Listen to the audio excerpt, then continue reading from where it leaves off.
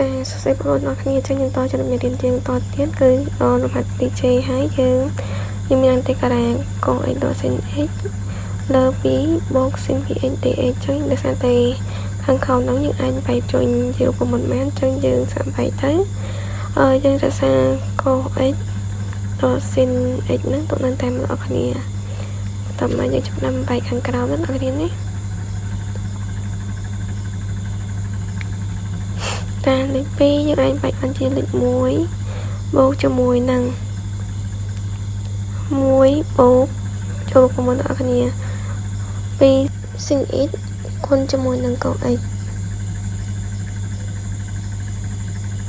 ទីដល់គ្នាអញ្ចឹងយើងចាប់អានទៀតមកបែកចាប់អានបែកទៀតមកដល់គ្នាចឹងរក្សាអន្តការៈនៃកូ x និង sin x នឹងទៅនឹងតែមកដល់គ្នាចឹងយើងរក្សាទុកកូ x ដល់ sin x ទៅនឹងតែមកដល់គ្នាមកយើងបាន1បូកជាមួយរក្សាខាងរូបខោនោះយើងអាចចូលរូបមន្ត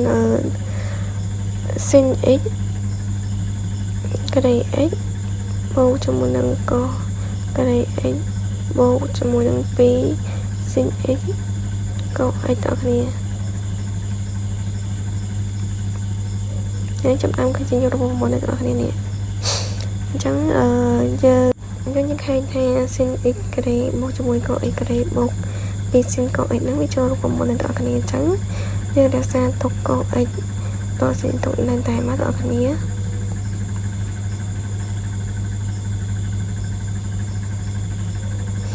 វាសាមួយទុកនឹងដែរអញ្ចឹងយើងបានចូលរួមមិន sin បូកកូលើកជាក្រេដល់គ្នា sin x បូកកូ x លើកជាក្រេ dx ចាភាសាយើងស្វែងការមកដល់នេះយើងដល់សេកាត់ទេយើងត្រូវការតាំងយើងត្រូវការកាំងទេតាំងទេស្មើជាមួយនឹង sin x បូកកូ x តែខ្ញុំនាំឲ្យ dt របស់យើងមកស្មើជាមួយនឹងកូ x ដល់ sin x dx ខ្ញុំមានទេរបស់យើងស្មើ sin x បូកកូ x ហើយទេរបស់យើងស្មើនឹងកូ x ដល់ sin x dx អាហ្នឹងយើងយកមកចំនួនមកដល់គ្នា